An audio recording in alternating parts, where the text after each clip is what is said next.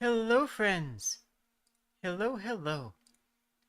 Today we are going to be talking about another game dev chat. This one is specifically about optimal and viable strategies, and generally about some of the bigger shifts in community gaming that we've seen over the past, I'll say 20 years, 25 years. Because let's be honest, a lot has changed. And mostly for the better. By and large, video games are better now than they ever have been. I think we can agree on that, right? We know how to encourage people. We know how to set up better interactions with the end users. We know how to encourage a certain community outlook. But in doing so, we have lost a couple of community outlooks as well. Hello. Oh, that's an interesting name. Okay, hello to you. Put on my background music. So I have a lot of different examples I want to make in this talk. The first one I want to talk about is Magic the Gathering. We're going to start on the tabletop before we get all the way into video games. Before we get into video games, we're going to talk about Magic because that's one of the things where I have seen the most stark difference from when I started to when I quit to the present day, which I haven't gone back to, but I am familiar enough with it. I think it's fairly common for anybody who's in game development to keep an eye on games that they do not play, right? Just because you don't play a game anymore or even like a game anymore doesn't mean that you can ignore it, right? That doesn't mean that you can start ignoring important content and important events. Anyways, Magic the Gathering used to be a purely community-based game. If you wanted to play Magic the Gathering, you did it by going to your local game store, your local hobby store. Maybe it was a card store, but realistically it was just as likely to be like a place that sold sports memorabilia or a place that sold Star Wars figurines, you know. Magic the Gathering started out small. I mean, started out as a game that people went to a store to play specifically, rather than being a staple of the industry. And as a result, there were all sorts of decks based on what people had. Your deck was based on what you happened to have and what you happened to want to play at the time. That's a stark difference from today already, but let me break it down a bit further as to why. People worked with whatever they felt like playing at the time, and their tools were whatever they had on hand. Think about that for a second. I'm just letting that sink in. Think about that for a second. Someone would go and buy, let's say, $30 worth of cards. That would be a starter box, probably 2 starter boxes to actually get enough resources, and then we'll say that's 8 or so packs. And then they would throw a deck together, and they would play against their friends. Now, the people who had played for longer had better decks. Not necessarily at that time the people who had more money. That would come later. At the beginning, it was the people who played for longer that had the best decks, because they knew how to refine them, how to trim them down, how to not just throw all of your favorite cards in there, but actually work towards a specific theme.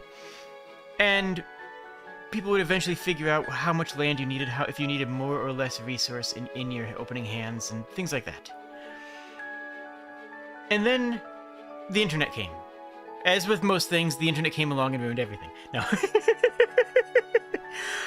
But the internet did come. The internet did arrive, and with it came a whole new way to look at gaming and a whole new way to research and be excited about things that you were already passionate about.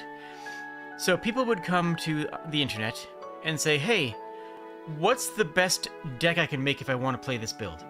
And at your local store, at least at my local store, that was generally frowned upon at first.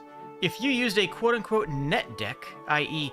a deck that you did not craft yourself but somebody online told you was a good deck, you were looked down upon. People would look at you and say like, okay, whatever. You're playing an online deck. I don't want to, either they wouldn't want to play with you in some cases, or they would, just do their best, and not all the net decks were good. You still need to be able to pilot them. You still need to be able to control that deck. You still need to know how to play that specific deck. And as a result, it was actually very common for people who were playing net decks to lose against players who weren't, right?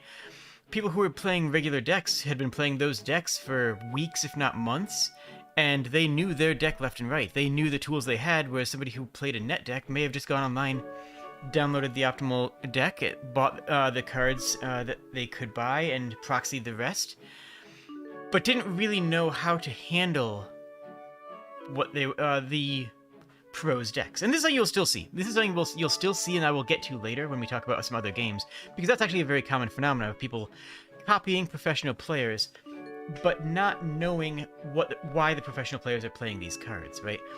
Or the professional players are playing for a certain format, or a certain meta, or to counter a certain opponent deck, or sometimes a specific opponent. Like, they might be playing a deck that specifically counters one person who they know they're going to see in that Masters tournament that is one of the people they would otherwise lose to. So these net decks, by and large, weren't even great. But they slowly became more prevalent. And so over time, they became just how you played.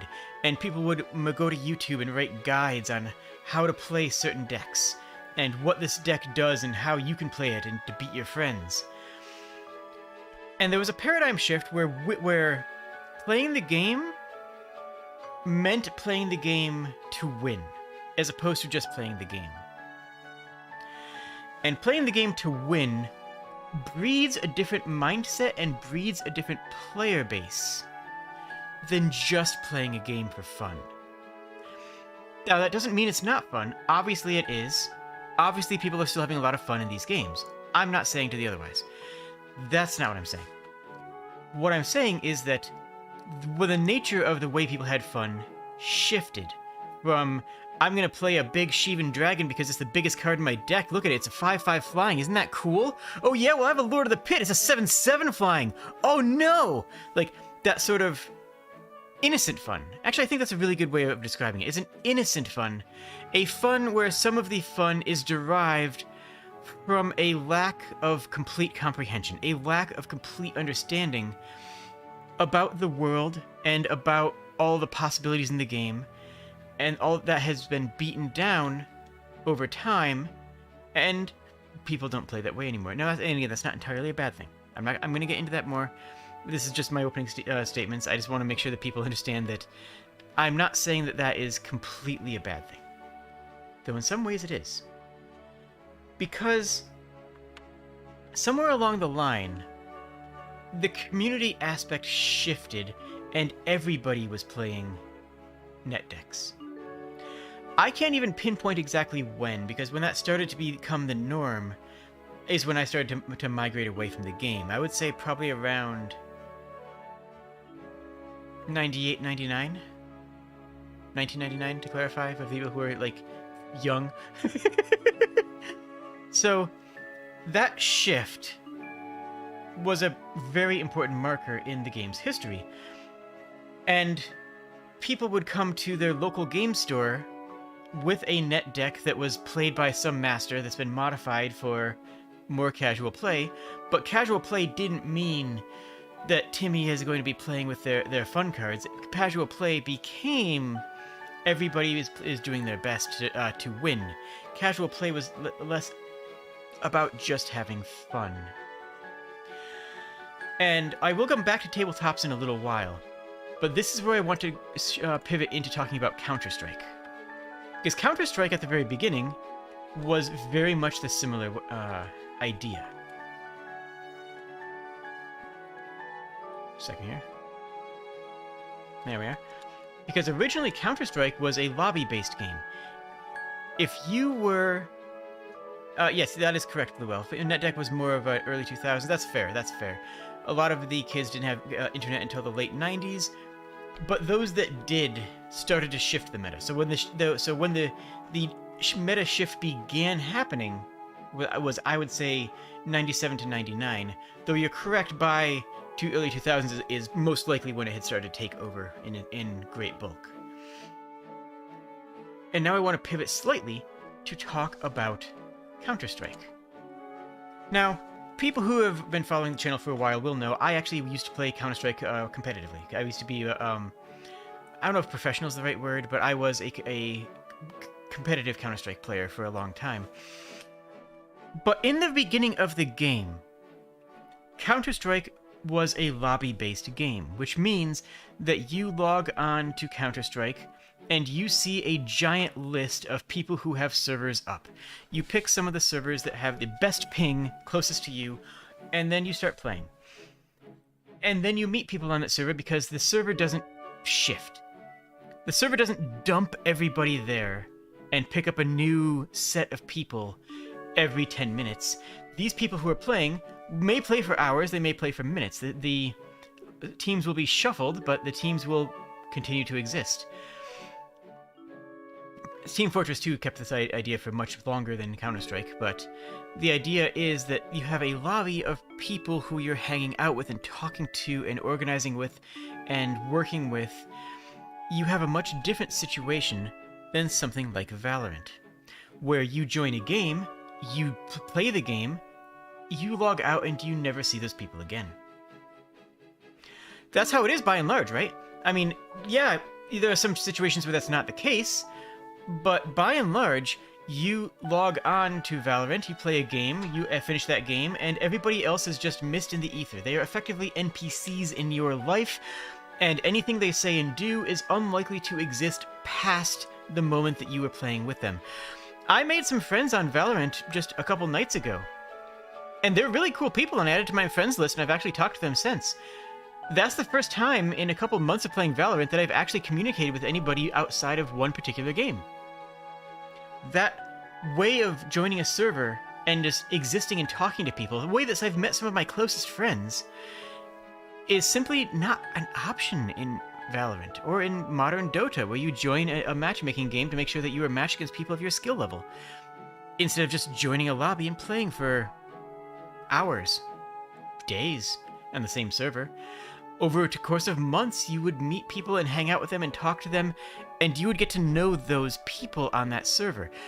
And more importantly, you would get to have different types of fun on that server.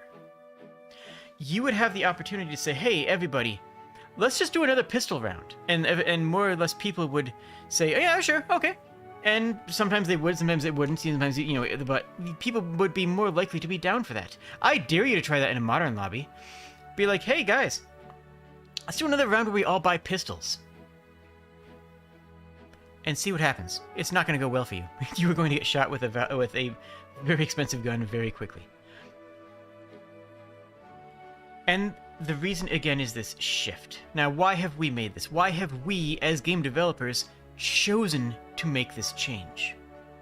Well, the answer is pretty obvious, isn't it? The answer is that we want to have games that have good matchmaking. You want to remove the negative play experience of somebody joining a server that has a professional player on it, you know? I've been kicked out of Counter-Strike servers because there was a mod for that server that thought I was cheating. Again, I wasn't cheating because I was actually a pro player at the time, but I was outside of the skill level for the server, and they were like, hey, I think you're aimbotting, or wall hacking, get out of here. It's like, I'm not wall hacking. I have a good speaker system, and I can hear people walking around, and I'm shooting them when they turn the corner because they're being very loud. Well, peace, kick. That's fine, right? I was outside of the scale of that server, and I was asked to leave. Impolitely, I was kicked, actually, but regardless. That was how you kept things balanced, was a sort of gentleman's agreement that you would have a server that may have been named casual only, or pro players only, or, you know, like that's it. That's all you could get. As opposed to having games that have, you know, millions of players that are all joining these public lobbies that are sanitized, where there's no way to build a real relationship with somebody. Now, going back to Magic the Gathering, you can still build a relationship with people at your local store. And you should. I mean, by all means. Go there, talk to people, play. But think about that the next time that you see a card and say, man, I could build a funny deck around that. The players who play meme decks can still win. You can still win with the Dark Horse strategy, which is something I'm going to get to in a few moments. But by and large, just about everybody is doing the quote-unquote best thing. That's why the subtitle for this video is How Reddit Broke Community Gaming. Though it's not Reddit specifically, I figured that's more clickbait than anything. But it's true, though. Reddit, internet in general, and Reddit in particular, gave people a chance to talk about the games that they loved. People would go online and talk about the games they loved, and other people would do the same. And somebody would post their deck and say, hey, here's my deck, check it out, isn't it cool? And somebody else would say, wow, your deck is trash. Your deck is trash and you should feel bad. Hey, that's going to lose to this in deck because of this, and this. And these cards are not viable in the current meta, and the person is almost shamed into using a different deck. Sometimes a deck that costs more money, which is, you know, something that I have to admit that we as developers do want. We do want people to be spending more money on our games. That I'm not going to sit here and be completely altruistic and pretend that it's not that case. But at the same time, it changes the nature of the game. And I think that we have failed to recognize that change of nature. Now, I wanted to talk about another tabletop game which has been much slower to adopt this shift. And that is Wargaming. Before present circumstances, I played a healthy amount of war games. I actually went out on every week to my local game store to play war games. This is what replaced Magic in my life because, well, frankly, I enjoy painting models. They made them mine, right? If I spend the time and effort to paint a model, that model is mine. I've given it a personality and facial features, and yeah, it's more personalized. And so are my lists. List being what you would call your deck in a tabletop game. It's your army list. So my list is unique to me. But there are plenty of net lists available out there. And the same thing has occurred in these games, though it's occurred drastically slower. I'm sure many people who are playing Warhammer are going to recognize what I'm saying and understand it, because that game has progressed a little bit faster than War Machine has. But in either case, people are more likely to take the models that they like. They'll take the models that they are proud of, the paint jobs on. They'll take the models that they think make a cool list for them. And frequently they will lose to somebody who's playing a quote-unquote optimal list, especially in a less balanced game like Warhammer. Yeah, I went there. Fight me. It's true, though. Like, we're not going to sit here and pretend that Warhammer is as well-balanced as, you know, half of the other tabletop games, right? We're not going to pretend? Okay? Cool. Anyways. But the fact of the matter is that, like, there is massive, changes to this mindset. Now, if you're entering a tournament, you're probably going to be using a top tournament deck. You're probably, if you plan on winning a tournament, if you plan on doing multiple tournaments, or if you plan on going into a major event, you're probably going to research what that list is, how to play that list, how to do it optimally. Because that's what everybody else is doing, and if you don't do it, you'll be left behind. You see where this is going. How there's a slow shift from people just throwing stuff together for random fun, and people who are beelining towards a tactical advantage. The people who beeline for a tactical advantage get it, right? They do it. They get a tactical advantage. It's not like they're wrong, right? It's not like they're wrong. But the fact that they're not wrong means that everybody else has to follow suit. And the reason I will always dunk on Games Workshop is that they know this, and that they will rebalance models that are not selling as well to get them to sell better. This is an open fact. This is just something that is known about Warhammer. This is just a known quantity. It's less rude in War Machine. At least it was when I played. I haven't played since the plague started. But that was the nature of online and multiplayer gaming. And offline, and PvP offline games. I guess is a good way. That's really how we should start describing them, right? Magic the Gathering and War Machine and Warhammer as offline PvP games. Yeah, I mean they are 1v1 PvP games. Well, Is this good or bad? On one hand, it's probably good because we can, as developers, can use this knowledge. We are getting feedback that we've never gotten before. We can go on to Reddit or Twitter or whatever and see people yelling about balance changes before we even release a model. Like, we could just, you can intentionally do an accidental leak. If you're not a game dev, that happens a lot. Just that happens a lot. Game balance notes get quote-unquote leaked, and then you sit back and watch the response to them for a week before you actually publish anything. That's more common than you'd think. So, is that good? On one hand, it is, because you have the ability to find out a lot more information. Now, you do have to be aware that many people will be much louder, and that doesn't make them right. And you have issues with cocaine. But that if you're not familiar with cocaine strategies, that's a different talk. Basically, people players getting what they want rather than what's healthy for the game. But anyways, that's a different talk. Cyrillin did a fantastic talk on there. I'll probably link it in the description later. So, let's talk about more specifics. Magic the Gathering has a very big secondhand market, right? Magic the Gathering, more than almost any other game, has a massive secondhand market where people can buy cards. Now, we all know that those cards, we don't get money from those cards, right? Those cards are being sold by stores, and then we are encouraging that because the stores are then more inclined to carry our products and host events because they're making money on the second-hand market, even though we don't really dip our toes into that. On Steam, it's different. In video games, it tends to be different. But let's just talk about this as a baseline. You have a situation where people are buying what they need specifically for their deck, and the things that are the most popular and the most good skyrocket in price. This happens less in Wargames, but it does still happen. Now, let's shift that mentality, not that exact situation, but that mentality, over to Counter-Strike and Valorant. In Counter-Strike, you used the weapons that you used because that's the weapon you wanted to use. I did an entire video about the weapons and differences in weapons between Counter-Strike and Valorant. Go check it out, it's on my channel.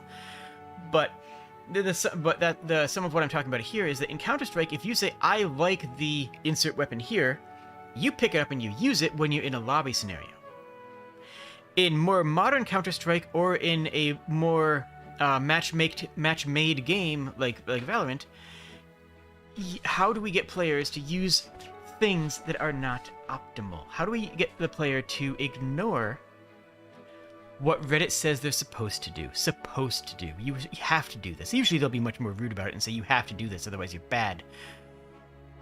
Well, Valorant has it baked in where you only have so much money per round, and you might be able to afford certain things.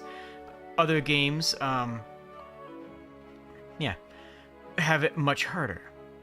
And now that I want to talk about PvE games. There's not a lot of PvE offline games, much to my lament. I mean, I love Spirit Island, I love Super Dungeon Explorer, but the biggest PvE offline game is, of course, Dungeons & Dragons. No question there. And Dungeons & Dragons can have this problem where people want to optimize their character. And other people won't. Other people will say, well, no, I am playing a character who is a bard and they just play music.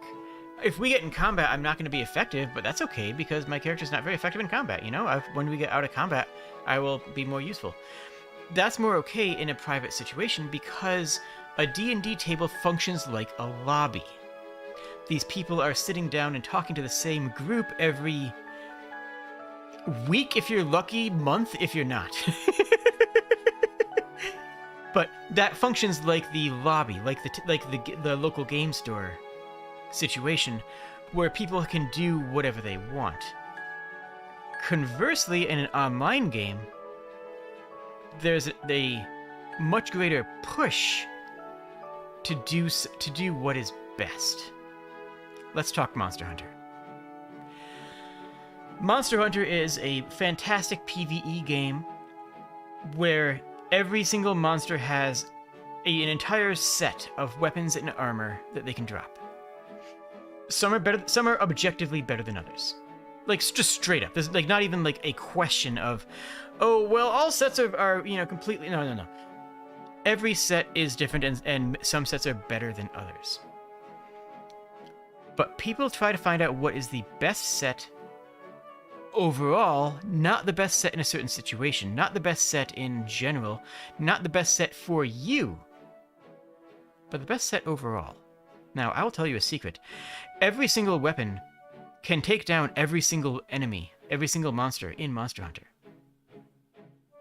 There is no weapon that is trashed here. It doesn't exist. There's no weapon that is unusable in that entire game. And yet somehow, we have crafted a community where if you enter a lobby with the wrong weapon, you can be berated for being suboptimal. People can and will make fun of you for using a weapon that isn't the one that they think is the best one. Because that player, in that player's mind, they want the best chance to win. That player wants the best chance to win, so they are setting up their character to be the best, quote unquote. And in that player's mind, if you are not doing the same, then you are dragging them down. If you are not trying to be the best that you can be, then you should not be in the same lobby as them because they are. And they will openly mock you for it. Honestly, Monster Hunter community isn't that bad, but it's still true. It's still the nature of this. Same thing with MMOs. You play Final Fantasy XIV, you go into and you have a situation where people will mock you for playing a certain job. This goes all the way back to the beginning of MMOs too. Final Fantasy XI had much the same thing, with Lol Dragoon being one of the baseline memes of the MMO industry, where people would openly mock a class because it has a lower perceived DPS. And, well, frankly, it does have a lower actual DPS, which is why it's perceived that way. Which is a problem, because if you care about optimizing your experience rate, not your experience as a person, but your experience rate that you're gaining of levels, then you want to have an optimal build, and by extension and by projection, you want everybody else in your lobby to have an optimal build too. And in some of these games, there are traps. Now, less in Monster Hunter and Souls games, but in MMOs there are traps. There almost always are. Dragoon, I'll pick on Dragoon more, was one of the ones in Final Fantasy XI where it just doesn't handle the DPS. Its utility is more just that, utility, and unfortunately, utility doesn't kill monsters faster, and not killing monsters faster means you're not getting XP faster, which means that you're bringing the whole party down, kick this Dragoon, find a ranger, let's go. Get them out of the party. I don't want to party with the Dragoon, they're slowing down our XP rate. They're slowing down our XP rate. They are making the entire game worse for me, because they are picking a class that is suboptimal. You see where this is going, you see where this has been, you see where we're going in the future. The viable strategy means any strategy that can succeed. A viable strategy is anything that works. An optimal strategy is one that has been min-maxed into being the best strategy, usually with some nerd with a calculator. I say that lovingly, because I do that myself in some games, but I also don't do it in other games, right? Somebody has figured out that the heavy bowgun in World does more damage than anything else, and if you're using a light bowgun, well, why would you do that to us when you joined our party? And that's sad, right? Because some people just say, like, I like the light bowgun. We can clear the monster with light bowgun. We can have a party of 4 light bowguns and clear the monster. It won't even be hard. We will have so much mobility that our DPS will be a bit lower, but the monster's never going to hit us. It'll be fine. It will be fine, and they're right. It is a viable strategy. It is a strategy that will work, that will clear monsters. It's a strategy that will be perfectly fine. but it's not good enough. How do we know it's not good enough? Because someone has gone out and documented the best thing to do, the optimal strategy. I am going to go... Sozin actually brought up a point just before the stream started, and it's one that I have to agree with. And I wasn't actually going to be talking about this in this talk, but after he made the comment, I've got to pivot into it. And that is that players will optimize the fun out of a game if they can. Now, I'm not saying this is here because I don't actually 1000% agree with that quote, because players can have fun differently.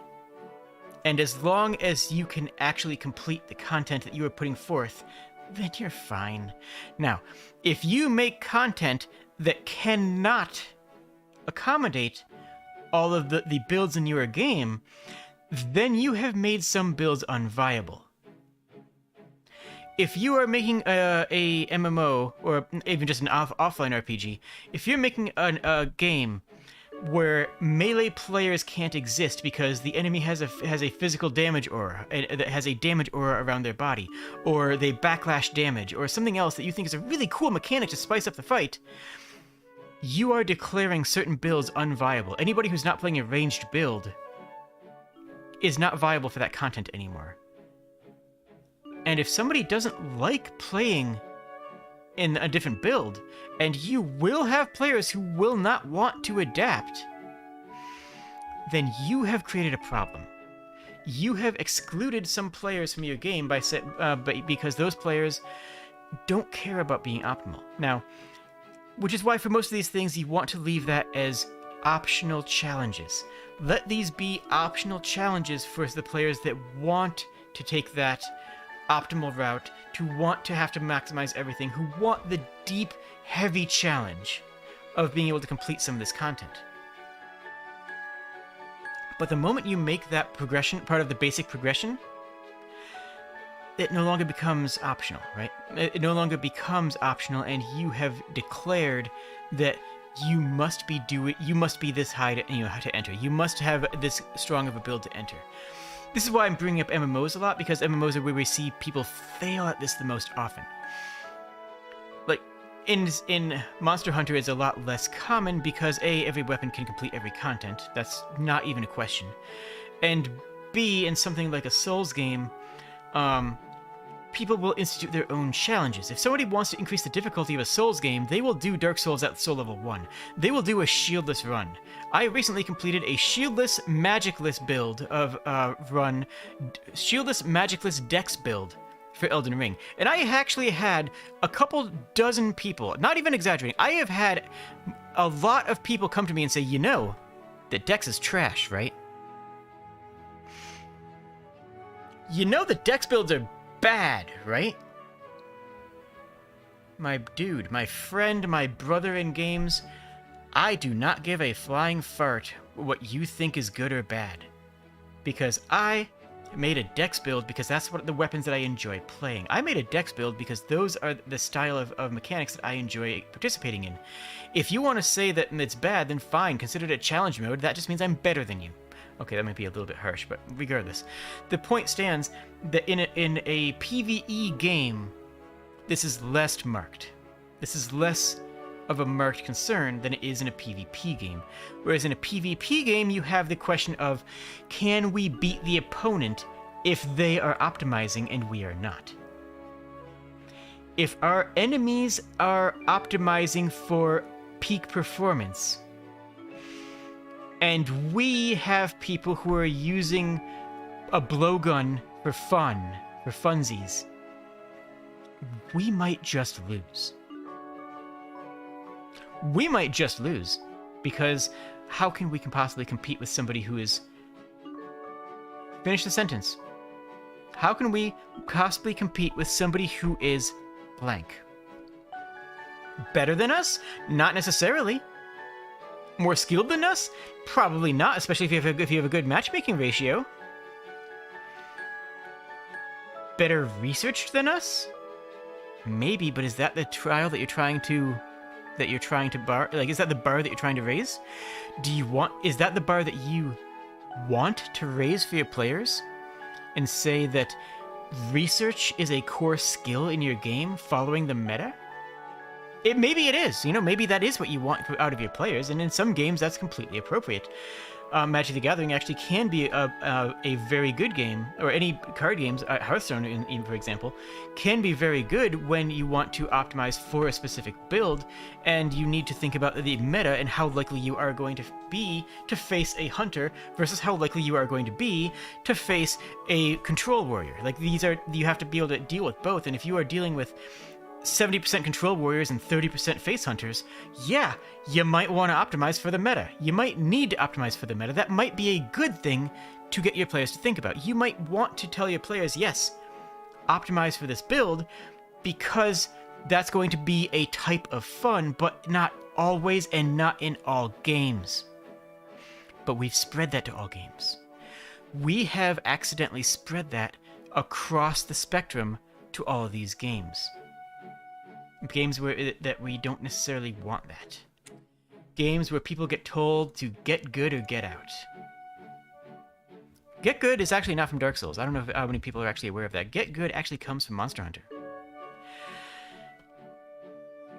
And the reason for it is not actually originally even an insult. The reason for get good is not you're bad at the game. You should just try to get better at the game.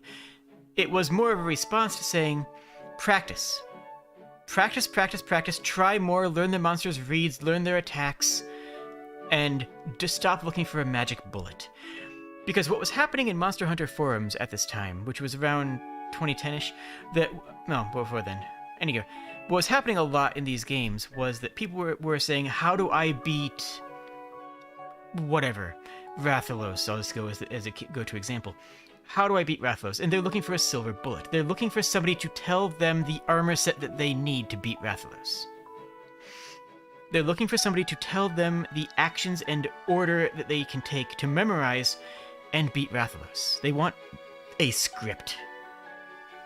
But that's not the kind of game Monster Hunter is. It's not a scripted game, and there are scripted games. They're fine. That's not one of them. Yeah, great.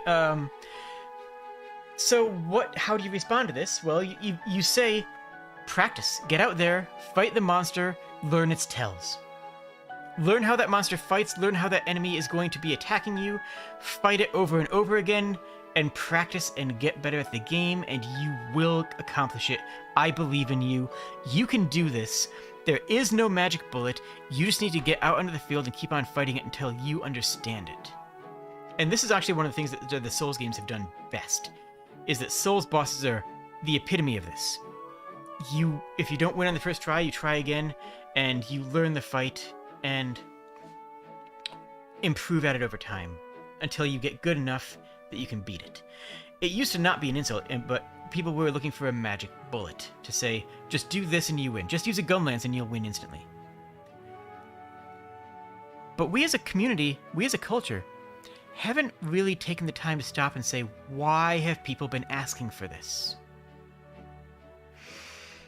Let's back up the camera here and ask, why are players in droves asking for a magic bullet? Why are players coming into Monster Hunter and the original Dark Souls especially, less so in Demon Souls because there's more of a niche, why are people coming into Monster Hunter and Dark Souls 2 and saying, how do I win the game? What button do I press to win? How do I beat this boss? What do I do to beat this boss?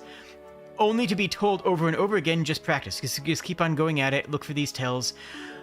So many times that the community has decided that it's not even worth answering, and the answer becomes, just get good. Just practice until you get good. Why do they expect an answer? Because we've given it to them. They expect an answer because we have given it to them time and time again. Our Dooms and our Final Fantasy games with the spell weaknesses for certain elements, or our classic MMOs with the optimal strategies that have been designed to make it so that anybody can clear this content. The ways that you can carry somebody who's not very good at the game through the content by giving them a certain build and telling them what order to push buttons in has been a continual change and a continual growth that we have been pushing the industry towards forever, frankly.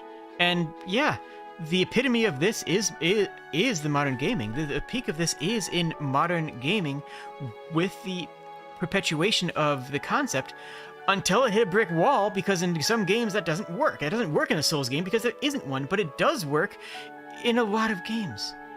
It worked in Modern Warfare. How do I get good at Modern Warfare? You take this gun and you camp here. How do I get good in Counter-Strike? You buy the better guns and you communicate better with your team. How do I get better at... I'm literally just scrolling through my Steam library to look at different games. How do I get better at Fallout? You want to go here, find this item, take it to this NPC to upgrade it twice, and then X, and then Y, and then Z, and then so on.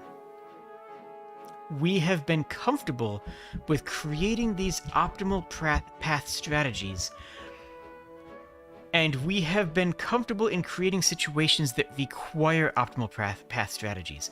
We've been comfortable in making our Omega weapons, our Deathclaws, our enemies that require certain things. You ever try and take down a Deathclaw in Melee? Good luck! How do you take down a Deathclaw? You stand at 50 meters with a hunting rifle and you shoot for the eyes. Right? You can't beat a Deathclaw with a fist weapon. Somebody out there has. I know. That's not the point. I know. But there are these scripts of how games are supposed to be played that several games have. How do you get stronger faster in Skyrim? Well, did you know there's an exploit where you can just get a whole bunch of raw iron and craft it into daggers? And this is crazy. It increases your level because crafting the daggers actually is a skill up, so that increases your level. But the daggers actually sell for more than the iron, so that's an exploit. So you sell the daggers for more than you bought the iron for, and then you can build up a whole bunch of money to buy better gear. That's not an exploit, that's a job. What you're describing is having a job as a blacksmith. Well, that's not an exploit. That is a role-playing choice to play the game as a blacksmith so that you avoid combat until you're much stronger and can make better armor. That's fine. But do you know how many times I've heard people describe that as an exploit? Do you know how many times I've heard people say that that is how to get strong quick in Skyrim? Do you have any idea how many times people have said, yeah, this is the trick, this is the exploit, this is the strategy to play this game? And how many players do you think saw that and did it? Not just the person who made the post asking how they can get stronger because they're having trouble beating whatever hurdle. Because of the nature of the internet, that person saw that, and so did 300 other people, so did 6,000 other people, so did 20,000 other people. You have an entire wide community and group that has seen this idea and said, oh, that must be how you're supposed to play. That must be what I should do because that is what's best. That is what is optimal. Let's go all the way back to tabletop games. Let's go all the way back to the beginning of this talk.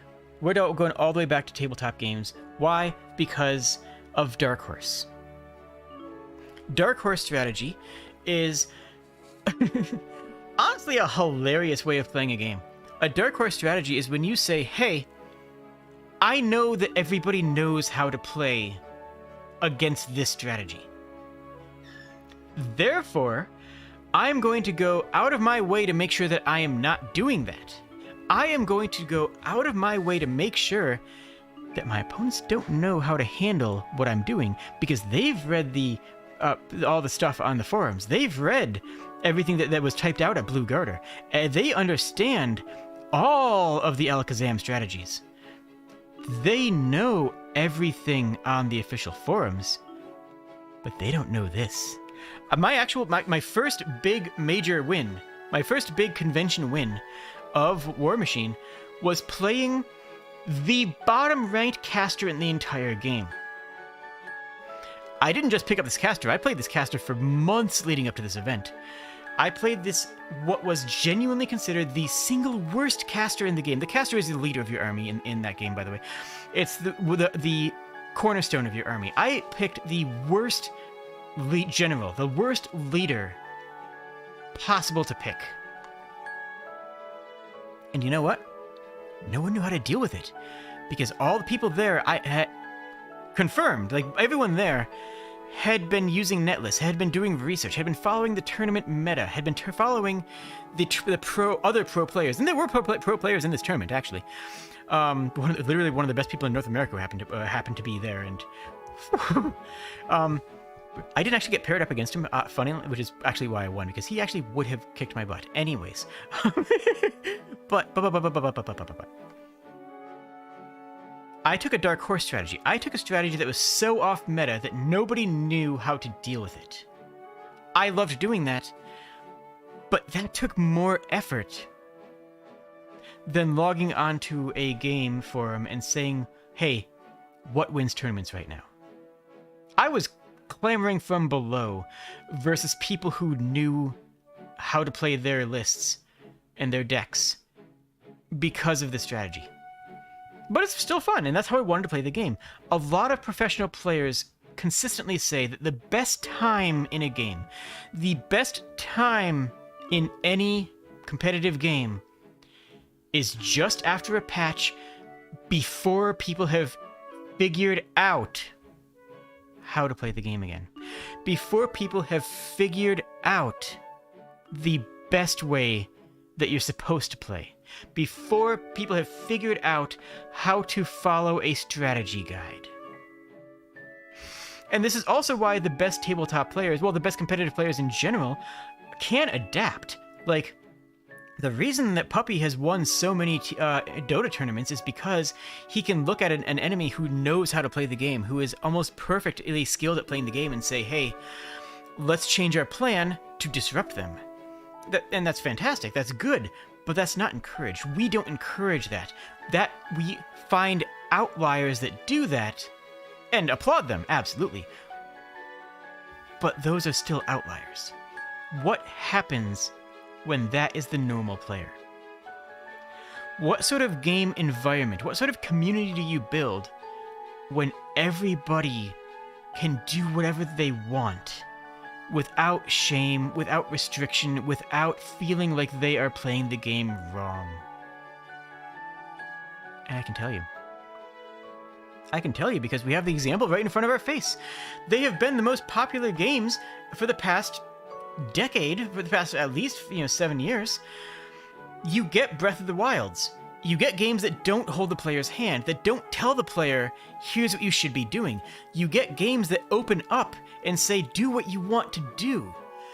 How do you think everybody at Ubisoft felt when Breath of the Wild was immensely popular and didn't give players map markers for things that they should find, told the player, just look around.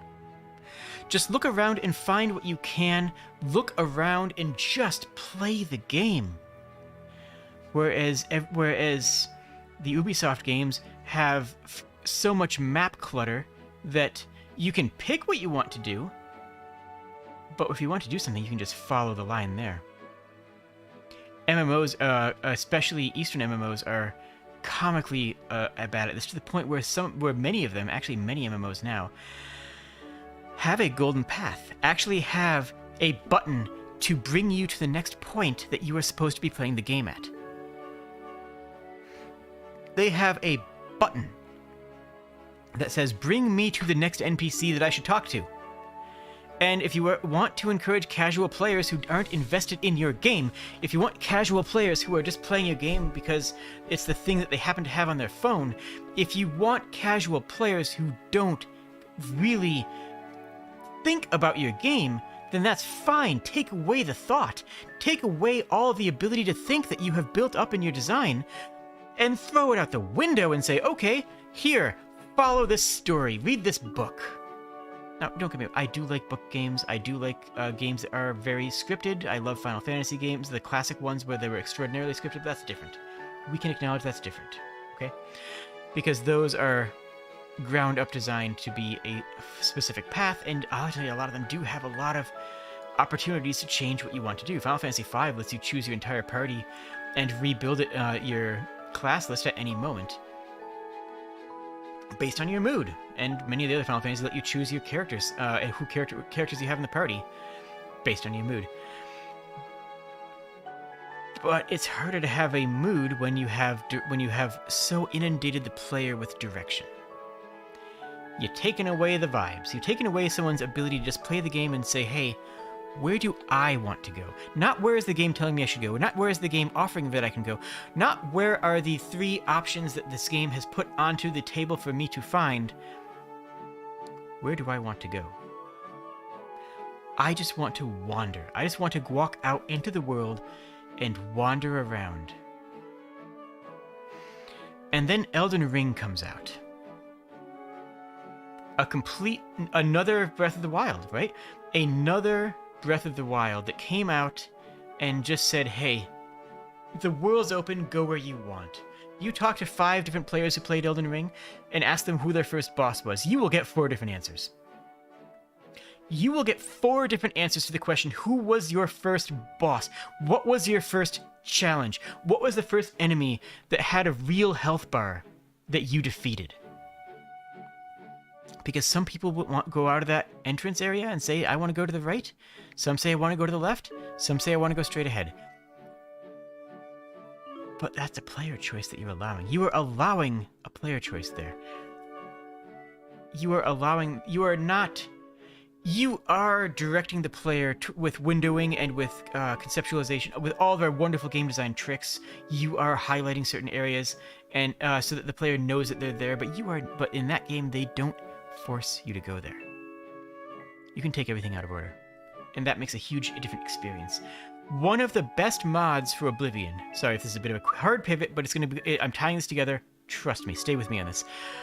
One of the best mods for Oblivion turned Oblivion into a game like Elden Ring, like we see in Elden Ring.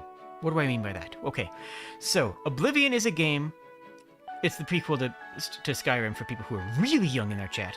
The Elder Scrolls 4 Oblivion is a game where you can't get in trouble. You can't get in trouble in Skyrim either, not meaningfully, not in a real meaningful way. You can't get out of your comfort zone in Skyrim. Every enemy is scaled to your level, to the point where you will never have a challenge. Or you will always have a challenge, but the difficulty curve is static throughout your entire playthrough. You will always find enemies that are around the same difficulty level compared to the player. The most popular, I believe, I don't know if that's still true, but at the time the most popular and one of what is generally considered the best mods for Oblivion changes the entire world, so that the closer you are to a main artery road, the weaker the enemies are. If you are close to a main artery road, you are dealing with level 1 bandits that will scale with you up to level 7 and then stop scaling. When you hit level 8, those bandits are level 7. When you hit level 15, those bandits are still level 7. When you hit level infinite, those bandits are child's play and actually will stop aggroing you, I believe. I don't remember if that was part of it. I think that they actually just stopped aggroing you once you're like level 15 or something. Level 30 being, I think, one of the logical caps. Not hard caps, but one of the common caps for gameplay out there. But the moment you leave those roads, enemies scale differently. If you go far off the roads, you will find enemies. You will find minotaurs. Minotaurs scale with the players from level 12 to level 18. If you are level 12, you have a feeling you're dealing with a level 12 Minotaur. If you are level 18, you're dealing with a level 18 Minotaur. If you're level 20, you're dealing with a level 18 Minotaur. If you stumble in the world and find the Minotaurs when you are level 3, that Minotaur is level 12, and it will end your day. Or will it? What if it doesn't? Now you see where I'm going with this. What if you, as the player, are wandering around and you find a Minotaur and you go, whoa, That thing has a really nice glass axe. That thing has a cool weapon. I bet it drops it. Can I kill this enemy? This thing is way stronger than I am, and I am in trouble. How can I deal with this? Can I overcome this hurdle, this obstacle, without having to come back later? Because if I do it now, I'll get some really, really sweet loot. You see where this is going. You look at this and you say, okay, I want to find a challenge that isn't just one that isn't necessarily just one that is entirely artificial. This isn't like a Nuzlocke in Pokemon where the challenge is entirely artificial based on how you're playing the game. This isn't a challenge like you have like Shieldless in Elden Ring, where it is a self-imposed rule that you are following your entire playthrough to. It's looking at a particular challenge and saying, can I do this? And if you can't, you come back later. Lunaball, that's exactly correct. Lionels in Breath of the Wild fit this perfectly. So do many of the bosses in Elden Ring. You can find a dragon within a kilometer, within half a kilometer of your starting location. You can find a dragon that will wipe the floor with you. You can get in trouble. And you can run away and get stronger and come back, and guess what? When you come back, you feel better. You feel strong. You feel accomplished. You feel like you have had growth in a way that you don't ever actually feel in Skyrim. Skyrim has different forms of growth. It does have growth, but you don't have this big obstacle overcome feeling that you have in Breath of the Wild, in Oscuro's Oblivion Overhaul for Oblivion that I was mentioning before, in Elden Ring.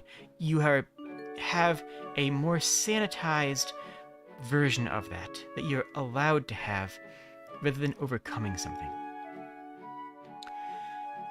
And if you follow a guide, if you follow an optimal build, you will not find that because, of course you won't, because you're following somebody else's adventure. And if you as a developer are creating an optimal build through your tutorials, through your gameplay, and through your level design, the player can never get in trouble and overcome, and they never get the feeling of overcoming. They can never overcome that obstacle that feels so good to overcome. And that's why time and time again we see some of these studios coming out with games that trust the player. If you've been following my GameDev talks for any time, you will know that after Helvetica Rounded, one of the most common things that I say is trust your player. Trust your player to enjoy your game. Trust your player to want to play your game. Trust your player to enjoy your game without you having to shower them in sprinkles every 4 meters, just a little bit, every tiny step of the way.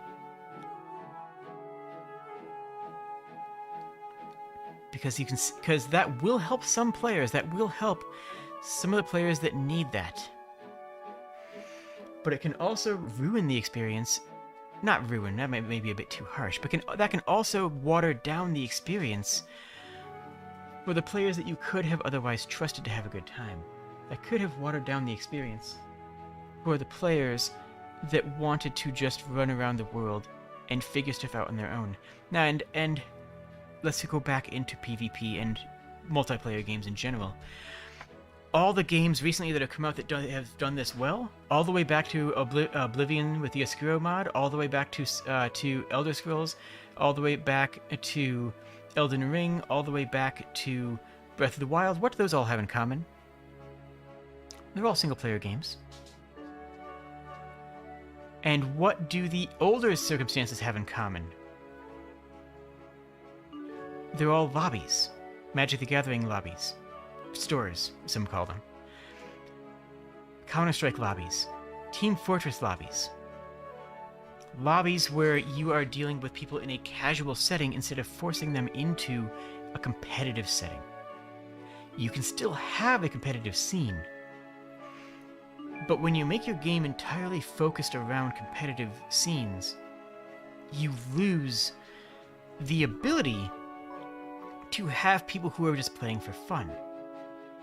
Because anybody playing for fun is at such a disadvantage that you are going to lose them as a player. Anybody who is just playing for fun, you are going to lose their engagement. And that's something that I've seen happen in tabletop games as well, where a studio who will remain nameless, it's Privateer Press, I'll be honest with you, where they at one point in their history focused so hard on the competitive side and on the tournament side that they forgot to balance the game for casual play, despite the fact that 80% of their audience at the time, I might be wrong on that number. Actually, no, I think it's 70. That over half, I'm basically going to say over half, because I don't remember the exact number, that over half of their player base audience at the time had never entered a tournament.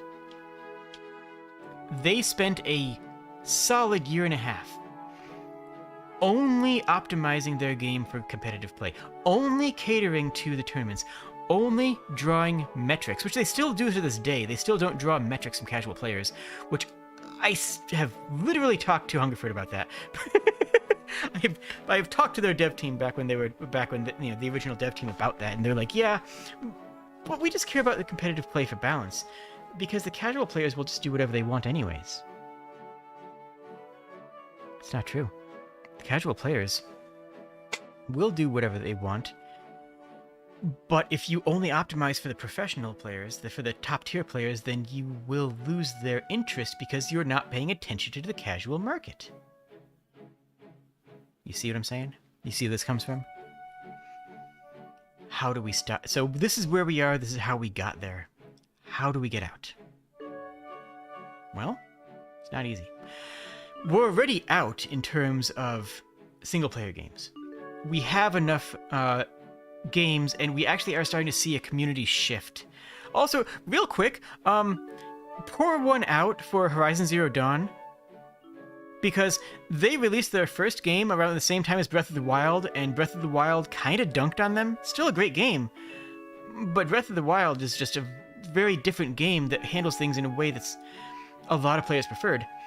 And then they released their sequel right around the same time as Elden Ring, and the same thing happened. Like, I feel so bad for them.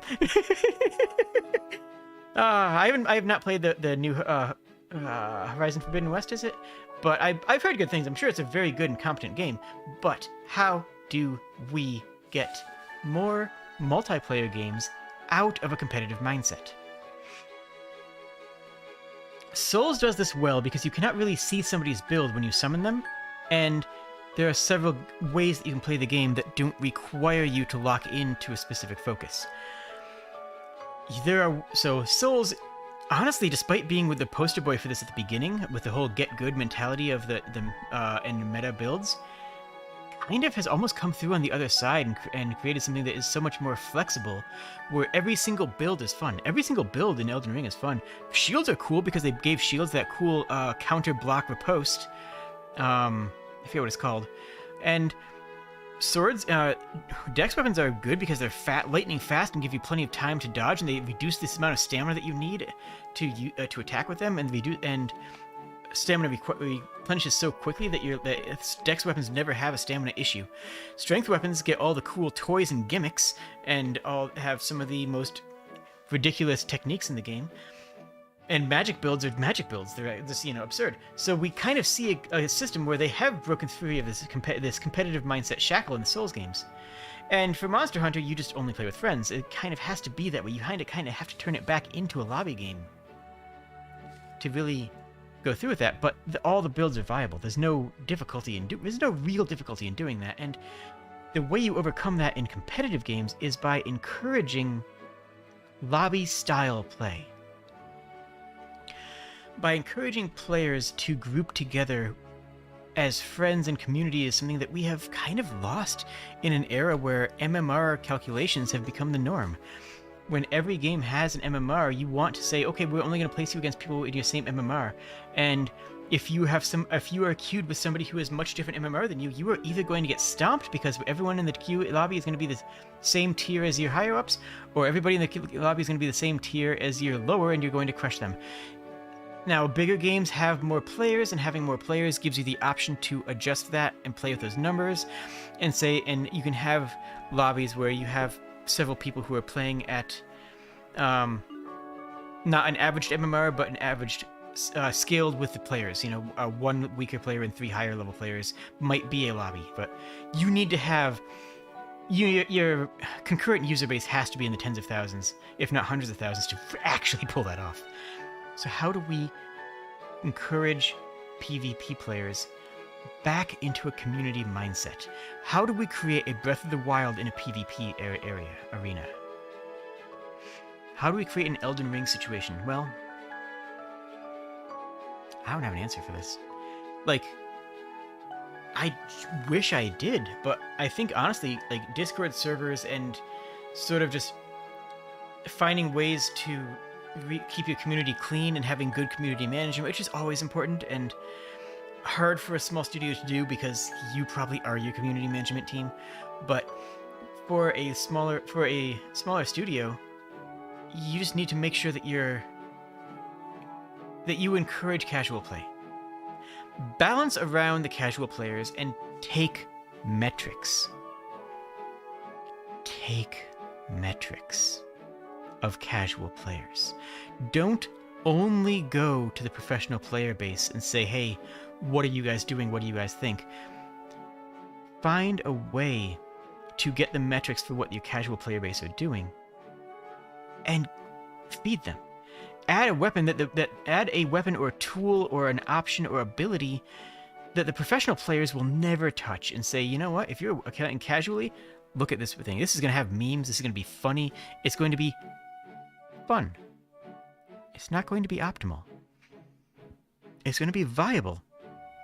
Because it's going to be good enough to clear content. It's going to be good enough to play the game if you're just playing for funsies.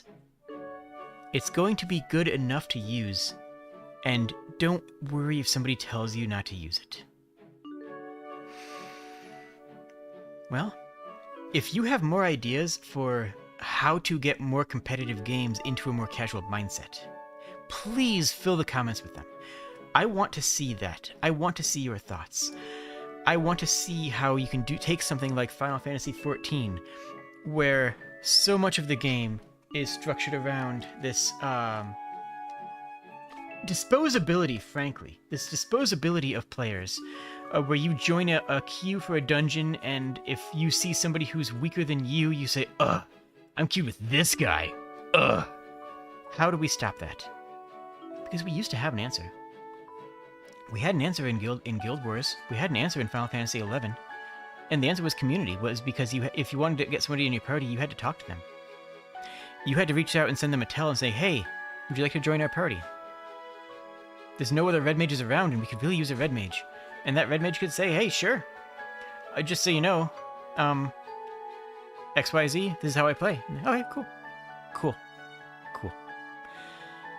We used to be better at that. We lost that, and we need to reclaim it so that we can reestablish, so we can create better communities in our games, so that we can create more interesting game experiences for all of our players, and so that our players can think on their own more and not be punished or not be penalized either by you or by the community for doing so. This is where we are.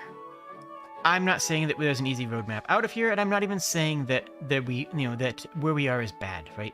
I'm not even saying that where we are is inherently bad or worse or anything of that nature.